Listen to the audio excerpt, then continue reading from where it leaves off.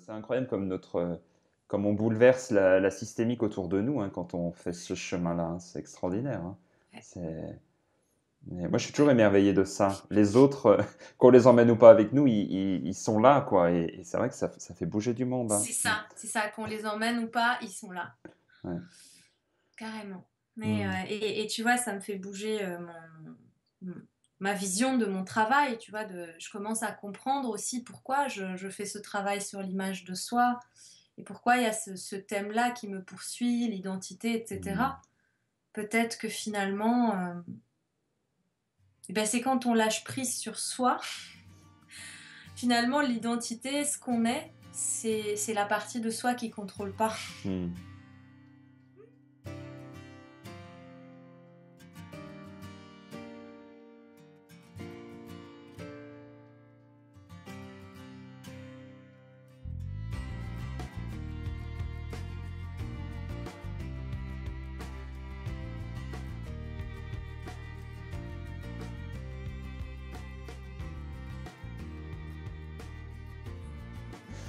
Bonjour à vous qui nous rejoignez dans cette conversation que j'ai avec Yumna et je me réjouis de t'accueillir Yumna à nouveau sur le blog. Bienvenue à toi. Donc on était en train de voilà d'avoir une conversation absolument passionnante sur des choses que l'on rencontrait aussi parallèlement. Alors comment vas-tu déjà Yumna? Je suis ravi de t'accueillir pour la deuxième fois sur le blog. Je sais qu'il y a plein de choses pour toi qui se passent en ce moment et j'ai eu cette impulsion-là de te contacter à nouveau pour te demander cet entretien et partager ce que tu vis, cette authenticité, ce dévoilement, comme on le disait, que tu t'autorises en toi et pour les autres. Et alors, comment ça va pour toi, Yumna? Écoute, je sais pas comment ça va. À je suis à jour -7, -6, je ne compte plus de mon spectacle Hmm. et donc autant te dire que je suis très contente de faire l'interview dans cet état-là parce que du coup, je contrôle rien, je suis vraiment moi-même, je voilà, je suis là avec mes émotions, mon état second et mon chaos actuel, voilà, heureusement qu'il y a l'arbre derrière moi qui est là pour me soutenir, pour me rappeler que j'ai des racines. Hmm. Voilà. Alors Mais je suis très la dernière fois, Yomna, on avait parlé beaucoup de ton parcours de femme qui t'avait amené jusqu'à ta posture actuelle. Et puis là, c'est vrai qu'en démarrant cette conversation, on s'est rendu compte que notre posture, elle était tellement chamboulée en ce moment, surtout quand on est dans cette dynamique-là de chemin sur soi. Et donc là, on va certainement aller de manière on va aller beaucoup plus loin que la dernière fois et parler aussi de ce que vit l'humanité aussi sur un plan plus global, parce que il y a plein de choses qui migrent aussi à l'intérieur de nous et c'est ce que l'on rencontre en ce moment. Alors, Yomna, juste pour aussi faire rappeler brièvement, pour les personnes qui ne nous auraient pas rencontrés la dernière fois, très brièvement, comment tu te présentes aujourd'hui et ce que tu fais. ouais. C'est ce qu'on disait juste avant que tu fasses l'intro, c'est qu'on a toujours un train de retard entre ce qu'on Hmm. est et ce qu'on est en train de Ouais. devenir. Je vais dire qu'aujourd'hui, je suis une femme, en pleine mutation je suis une professionnelle qui accompagne les femmes à identifier la tenue, à la fois l'attitude et les vêtements qui leur permettent de se sentir en alignement avec leur nature profonde. Donc à la fois vêtements et aussi l'image de marque. Comment on peut vraiment trouver l'image, le vêtement qui correspond à... Je me regarde dans la glace, je me dis oui, voilà, c'est ça, c'est moi. Et à la fois, il y a un grand travail de connaissance de soi qui se fait derrière ce vêtement. Et aussi comment, en tant que professionnelle indépendante, en tant que femme entrepreneur indépendante que j'accompagne, comment je peux diffuser cette personne que je suis à travers une communication cohérente. Ouais. Voilà, puisque j'ai une base d'art appliqué, où je suis graphiste depuis 15 ans. Le vêtement est venu retrouver mon chemin de travail sur l'image de soi. Et le théâtre aussi a toujours été là, et donc il se tresse à ce travail de l'image de soi, où j'ai créé un spectacle qui s'appelle Pourquoi les anges s'habillent en blanc et que je joue dans une semaine, même pas, d'où mon état un petit peu fébrile, à fleur de peau, là tout de suite. Ouais, bah ouais, cette partie artiste en toi, justement, elle t'invite en ce moment à rencontrer une vraie phase de dévoilement. Tu ne savais même pas jusqu'où cette aventure de monter un spectacle allait t'emmener et tu te rends compte que, eh bien, ça vient bouleverser aussi, bien évidemment, la femme que tu es et puis celle qui est aujourd'hui, justement, bien installée dans son activité professionnelle. Ouais, tout à fait. Ah ouais, ça fait du bien parce que du coup, je me sens vraiment vivante. Ouais. Et là, c'est vrai que je réalise un rêve de petite fille, c'est-à-dire celui de monter seule sur scène, de faire mon show. Je sais que tous les gens qui viennent, ils viennent pour me voir moi. Donc c'est vraiment un rêve de petite fille que je réalise. Ça me met Mmh. en émotion. Et c'est vrai que ce challenge, et ben voilà, il est stressant, il est challengeant, mais j'ai ma metteur en scène qui est derrière moi, qui me lâche pas, mes amis, ma famille, qui du coup sont là. Et c'est vrai que quand on sent que ça devient vrai, ça donne envie de prendre la fuite et de partir. Parce que je me dis, mais c'est quoi ce truc? Je suis pas comédienne, d'abord je suis graphiste, même si je fais du théâtre depuis 15 ans, d'un seul coup je ne Ouais. veux plus. Mmh. Et Mais je trouve que c'est tellement tu voilà, résumes tellement bien ce que l'on vit, je crois, enfin ce que beaucoup de personnes vivent en ce moment, c'est que tu as dit un truc tellement juste: «Je ne sais pas où je vais, enfin, mais je suis vivante», quoi voilà, et ça me rend ça vivante, ouais. ça chamboule toute ma vie. Hem, voilà, j'ai plus trop de repères, il y a des gens très proches qui se sont éloignés, d'autres gens qui se rapprochent. Et du coup, ouais, dans ce spectacle, en fait, ce qui se passe, c'est que je rentre, en tant que conférencière et puis, un peu caricaturale quand même pour s'amuser parce que c'est du théâtre. Et puis à un moment, je lâche ma fonction et je raconte mon histoire aux spectateurs et je leur raconte comment le vêtement m'a montré qui je suis. Mmh. Voilà, et à chaque vêtement que je choisis dans ce spectacle, il y a une partie de mon corps et une partie de mon histoire qui s'expriment. Et à la fin, il y a un tout cohérent qui se forme pour m'unifier moi et pour unifier mon histoire. Et je pense qu'en résonance, il se passe quelque chose pour le spectateur. D'ailleurs, j'ai eu quelques amis qui sont venus voir le spectacle et les 3 personnes qui se connaissent pas ont versé des larmes, en me regardant. Donc je sais pas trop ce que ça va donner, mais apparemment, il s'en dégage quelque chose d'assez fort et voilà, je me montre vraiment telle que je suis pour le coup. Mmh, ouais et Ouais. justement, alors le vêtement là-dedans, qu'est-ce qu'il t'apprend en ce moment? Alors je sais pas trop comment formuler ma question, mais j'aimerais pouvoir faire vraiment le parallèle avec, avec ton activité et puis cette chose qui est débarquée dans ta vie, enfin, une conscience du vêtement qui a débarqué dans ta vie différemment. Aujourd'hui, qu'est-ce qui t'enseigne le vêtement? Ouais. Aujourd'hui, ce que le vêtement m'enseigne, c'est que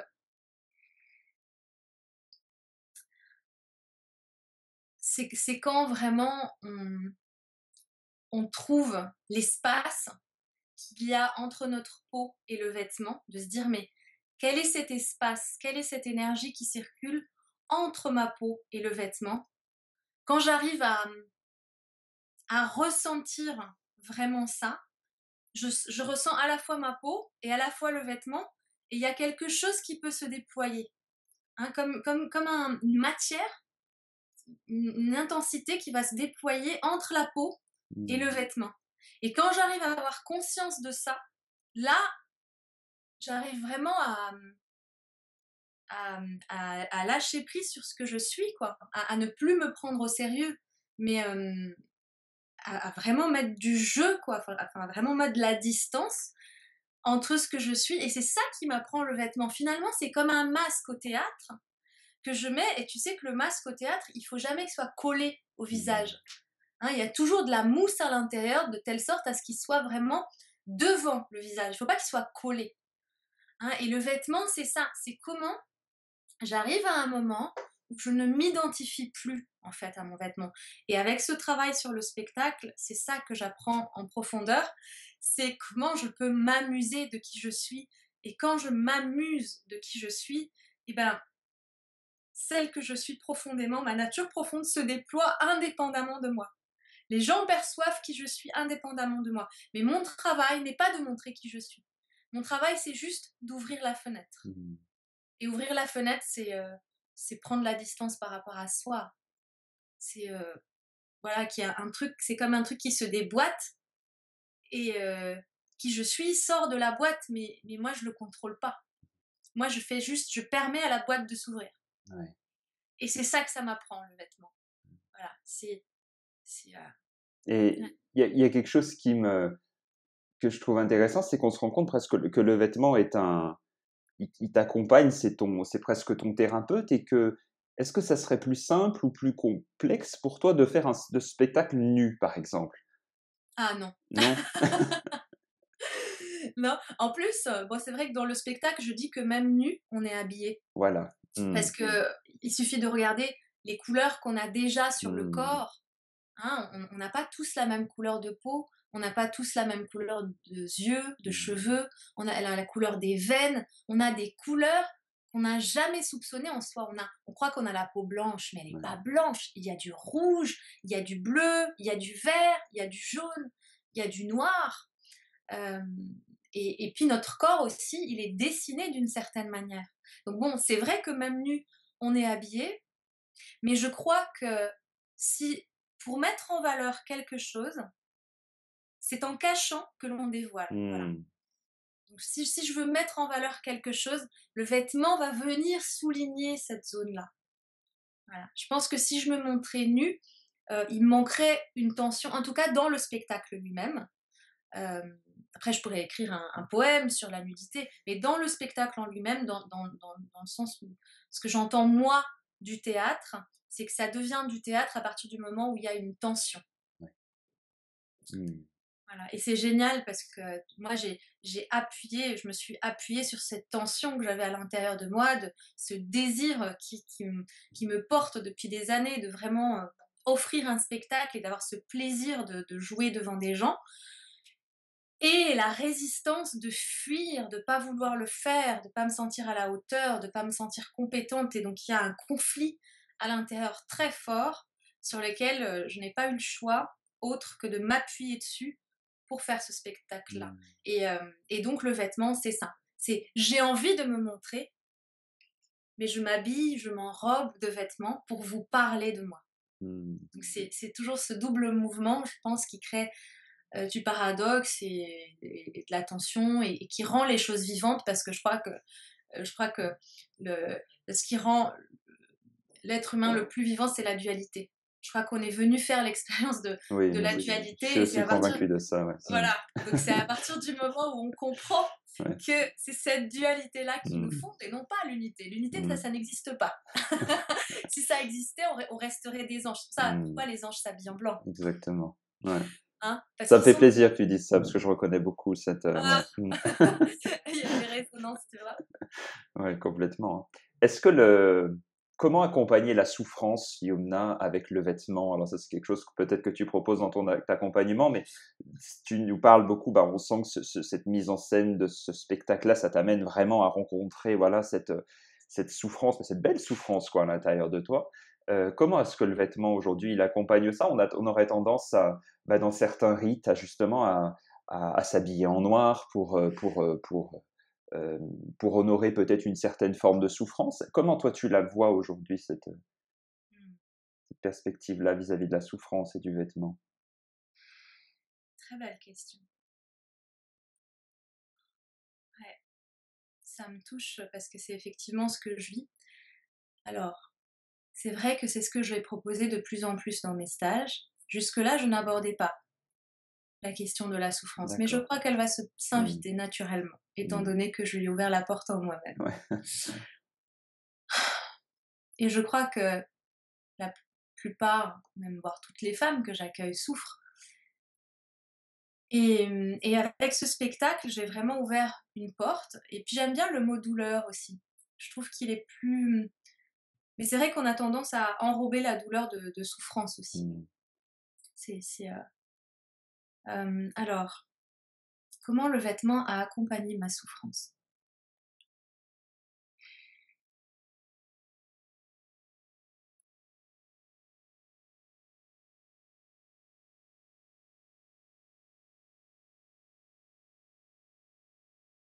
Mmh. Tu ouvres un sujet là. Je T'es en sentais la question, ouais, ouais, très tu profonde en en train même de temps. Je sens que c'est ça aussi, il y a peut-être pas de tout à fait. Mais c'est ce que je suis en train de vivre, ben oui, en ce moment, donc je ouais. cherche juste les mots. Mais je pense qu'on ressent l'intensité de ce que tu vis et la question vient juste, permettre de toucher ça aussi, je crois, hein, ouais. Je pense que le vêtement, il est, il est juste là, tu vois? Il est juste là et je crois que, si je me branche sur les répétitions et le travail qu'on a fait, c'est qu'il est venu me montrer, à chaque fois où est-ce qu'il y avait à ouvrir. Tu vois? Par exemple, quand je travaillais sur la ceinture et la ceinture n'a rien d'accessoire, n'est-ce pas? Mmh. La ceinture qui maintient mon bassin méditerranéen. Hem, il s'est passé des choses. Par exemple, on n'était jamais interrompus dans la répétition et à 2 jours d'affilée, quand on travaillait sur la ceinture, qui est en lien avec les racines, qui est en lien avec les instincts, la féminité, mais aussi la colère, et ben quand on travaillait sur ça, à plusieurs reprises, il y a un homme qui est rentré, un homme différent, dans une salle différente. À d'autres moments, quand je travaillais sur la robe, qui m'amenait plus sur la sensualité de ma peau, hem, là, j'ai été, plutôt confrontée quand je n'arrivais plus à savoir comment porter ma robe, j'ai été confrontée, à mon propre désir Mmh. et à voir en miroir avec mes relations, ma frustration, hem, le fait de pas assumer mon désir, de pas, d'avoir une certaine immaturité à cet endroit-là. Donc je dirais que, hem, c'est plutôt le travail de création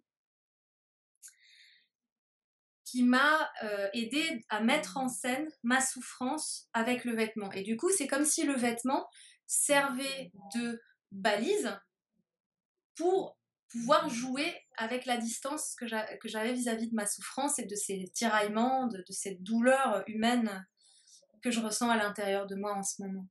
Mmh. Voilà, c'est à chaque fois que j'ai travaillé avec un des objets et je pense que c'est ça que j'ai envie de développer dans mes stages, c'est comment chaque personne peut avoir une expérience différente du vêtement. J'ai déjà eu une cliente une fois qui m'a dit: «Je n'ai jamais porté de robe ni de jupe».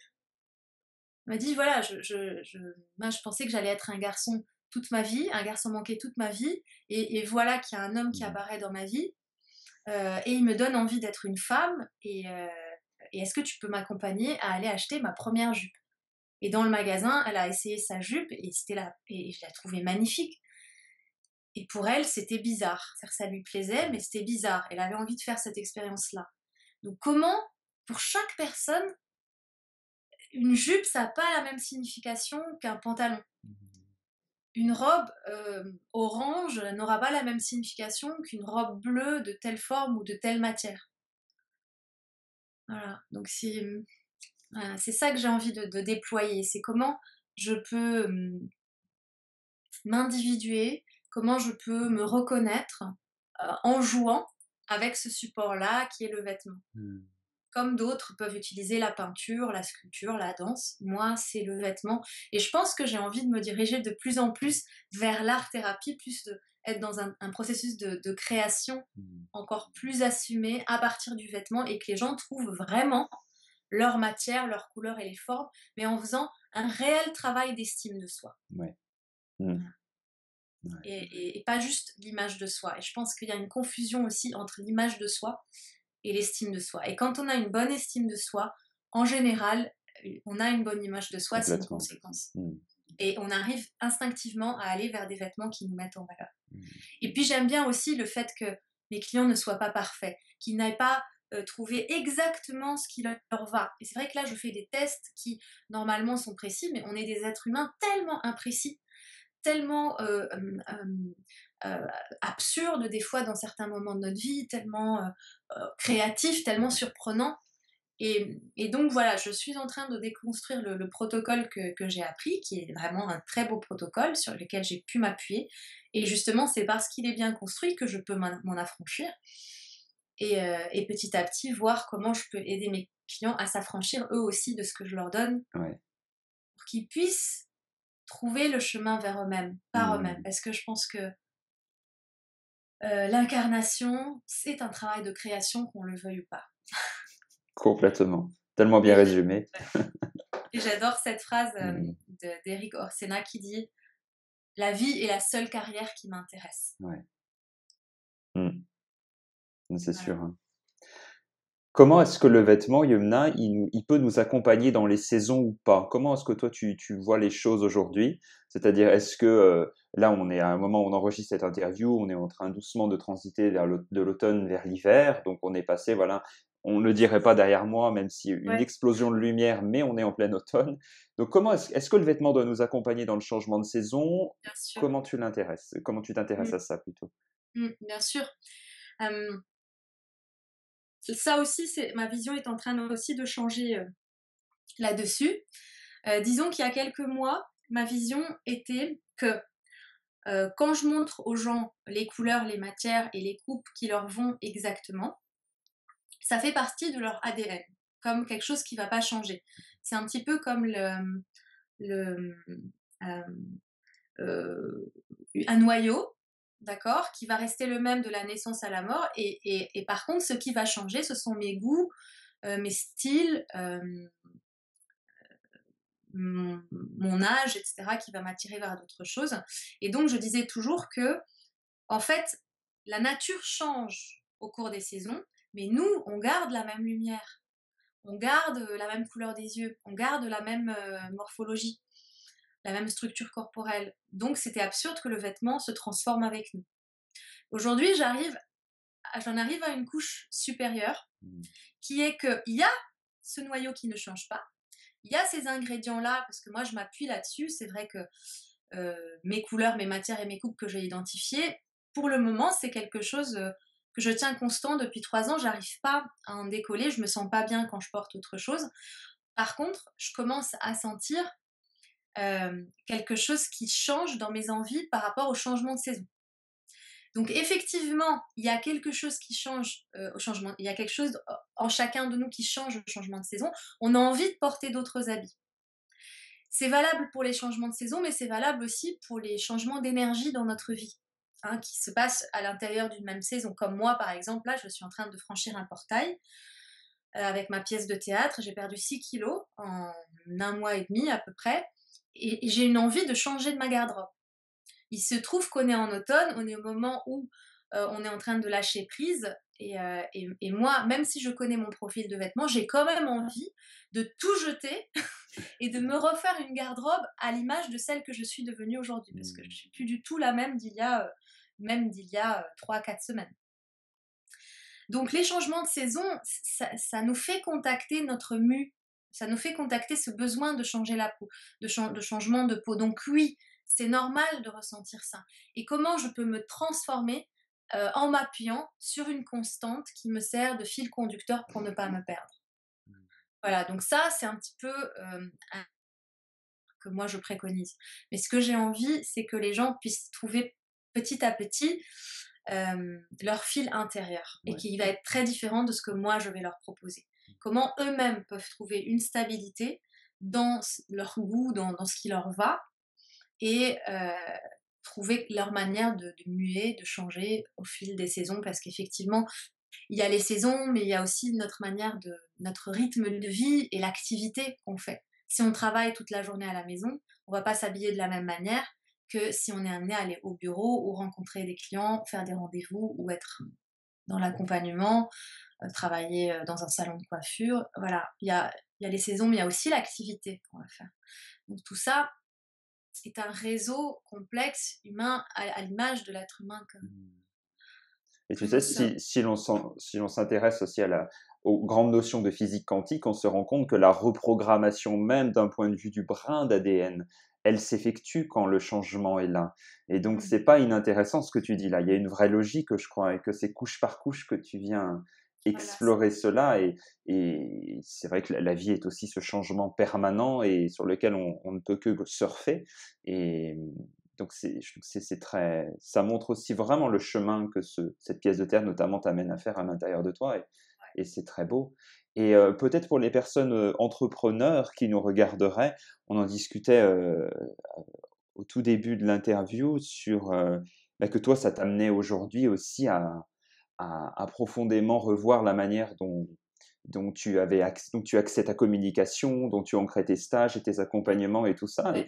Et c'est vrai que quand on investit du temps, de l'argent, des heures incalculables dans son activité d'auto-entreprise, par exemple, et que 2 à 3 mois après, la vie nous propose du changement, comment est-ce que tu le vis, toi, ça? Est-ce que c'est une forme de lutte ou est-ce que c'est quelque chose que tu adaptes? Alors, ça, c'est un domaine, étant graphiste moi-même, on dit que les cordonniers sont les plus mal chaussés, n'est-ce pas? C'est quelque chose sur lequel j'ai lâché prise depuis très longtemps, puisque au tout début, quand j'ai lancé mes stages sur le vêtement, j'ai vraiment passé même pas 1 heure à créer une page internet très simple que j'ai faite, qui a permis d'être une carte de visite pour relayer l'information.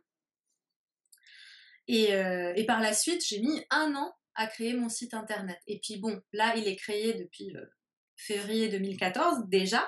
Il est désuet de chez désuet. Et pourtant, bah, il me ramène quand même des clients qui sont en phase avec ce que je propose aujourd'hui. Et pourtant, il permet d'avoir une visibilité. Et pourtant, le guide gratuit est régulièrement téléchargé par des gens et ça me permet à ma liste d'augmenter.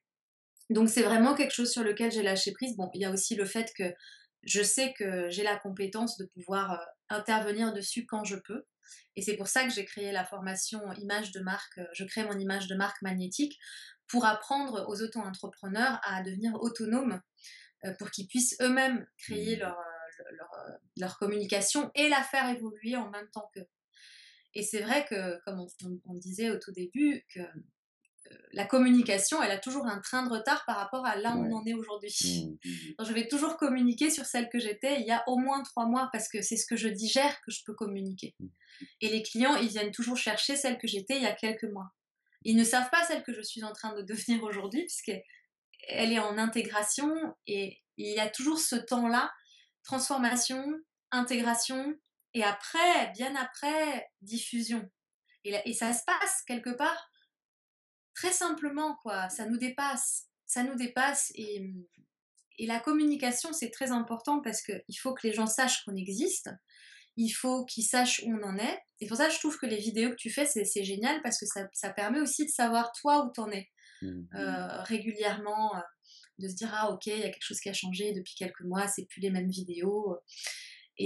Alors que quand c'est un graphisme statique sur un site, c'est encore autre Mmh. chose. Et c'est pour ça que je trouve aujourd'hui c'est beaucoup plus intéressant de communiquer sur un blog que sur un site vitrine où Ouais. on a juste nos offres, etc. C'est bien d'avoir ça parce que si les gens voient le blog, qu'ils ont vu des articles, des vidéos, qui se disent bah, j'ai envie de rencontrer cette personne, travailler avec elle, ils peuvent nous trouver. Mais je pense que c'est ce qui nous permet d'atteindre notre public, c'est plutôt les articles, les vidéos. Moi, je compte beaucoup sur mon spectacle aussi Bien pour sûr. rencontrer les gens, que ce soit une occasion qui me fasse voyager à la rencontre des gens. Et est-ce que ce spectacle, tu prévois des reprogrammations par rapport à... Alors, j'aimerais beaucoup faire une tournée avec, parce que le but de cette création, c'est de pouvoir vraiment rencontrer les gens. Mmh. Et bon, là, j'ai programmé 2 dates moi-même avec ma propre production, donc c'est un peu lourd. Donc je n'ai pu prévoir que 2 dates. Mais dans l'idéal, j'aimerais que ces 2 dates propulsent le projet pour que des personnes dont c'est le travail me programment à leur tour Mmh. dans des festivals de spiritualité, festivals sur les femmes, des festivals culturels. Voilà, j'aimerais beaucoup. Je vais faire une captation vidéo pour pouvoir faire circuler un petit peu quelques extraits et donner envie à des personnes Mmh. dans d'autres villes ou même à Paris de continuer à me programmer parce que moi, ce que je pressens, c'est que ça va être un début avec ce spectacle-là, mais j'imagine, enfin j'aimerais que dans les 2 années à venir, je puisse vraiment tourner avec ce spectacle et que tout mon travail soit initié de ce point de Ouais. départ. Parce que comme ce spectacle m'a vraiment fait faire un travail à partir de mon centre, grâce au magnifique travail d'Yaro Razoma qu'elle m'a proposé de faire une naissance du verbe à partir de mon corps, ça m'a amené à donner naissance à ma propre approche, en fait, à partir de qui je suis. C'est là où la déconstruction de tous mes outils opère. Au vu de là où ça t'emmène, il n'y a pas de doute que l'aventure risque d'être longue et vraiment intéressante pour toi, hein, c'est sûr. C'est vrai que je crois qu'on touche le centre, en tous les cas, de qui l'on est, et que ce centre, dans tous les cas, ne cesse d'évoluer. Je pense qu'on ne peut que attirer à soi de manière magnétique, justement. J'espère. Je crois vraiment il est brûlant, ça. ce centre. Il est brûlant. Ouais. Il est tellement brûlant que dès qu'on s'en approche, on a envie de prendre la fuite. Et on se raconte des histoires aussi, beaucoup, en se disant, mais non, mais c'est là-bas, mon centre, c'est là-bas. Et puis tiens, non, je suis sûre, c'est là-bas, et c'est là-bas. Et on se rend compte que, ah ouais, c'est plus tiède ici, c'est plus confortable, c'est plus tiède. Mais quand ça devient brûlant et qu'on a envie de hurler, on se dit, ok, ça c'est le centre. Là, on se rapproche du centre et là, on est vraiment dans du lâcher-prise. Et là, on ne contrôle plus rien. Et là, qu'est-ce que c'est difficile, mais qu'est-ce que c'est bon. Et je crois que c'est ça la vraie émancipation. Je crois que c'est ça la réelle émancipation. Je crois que je me rapproche de l'émancipation. Vraiment de remettre à chacun ce qui lui appartient et de ne plus me soucier que de moi. Ouais. Quel chemin. Quel chemin. Dans tous les cas, vraiment, à vous qui nous regardez, je vous souhaite de pouvoir vous imprégner de cet échange que je trouve riche en vibrations, vraiment au-delà de ce qu'on peut se raconter entre Yumna et moi. Il y a plein de choses qui circulent et je vous souhaite de pouvoir recevoir cette vague-là qui vous accompagne aussi dans cette transformation-là à laquelle on n'échappe pas, je crois, en ce moment. C'est soit on est en lutte, soit en effet, on se rapproche de cette émancipation-là et donc voilà, je crois qu'elle va faire du bien cette rencontre, Yumna, et je te remercie sincèrement de l'émotion que tu as partagée. J'étais dans ton spectacle aussi un petit peu en te regardant faire et voilà, je souhaite aussi que cette vidéo puisse participer à ta création et je me réjouis de cette rencontre. Merci à toi vraiment. Merci beaucoup pour cet espace, Thomas. Et justement, j'en profite pour donner du concret, c'est que du 17 au 20 décembre, je fais un stage Votre garde-robe de la peau à l'âme, du coup imprégné de l'expérience du spectacle que j'aurais vécu, pour les femmes au Moulin d'Andé, qui est un magnifique lieu au bord de la Seine, à 1h30 de Paris. Et donc ce sera du 17 au 20 décembre, et le spectacle c'est 21 et 22 octobre. Très bien, l'information est passée. Merci vraiment à toi, Yumna. J'espère pour programmer une tournée. Ouais, mais oui, ça me semble logique. Hein. On ne sait jamais, je viendrai peut-être à Toulon. C'est ça, tu es à Toulon? Ouais, vers Toulon, Voilà, merci beaucoup, Thomas. Merci à toi, Yumna, et vraiment merci aussi à tous et toutes qui nous regardez. Merci de votre fidélité beaucoup plus nombreuse. On est des passionnés, je crois, avec Yumna, et j'espère que ça se sent, il n'y a pas de doute. Et voilà. Et ça me fait beaucoup de bien de vous parler. Et voilà, j'ai besoin de ça en ce moment, de vraiment de partager. Très bien. Donc voilà. Je vous fais des gros bisous et je vous dis merci de votre écoute. On vous embrasse. Merci à tous et à très bientôt pour une nouvelle rencontre. Au revoir.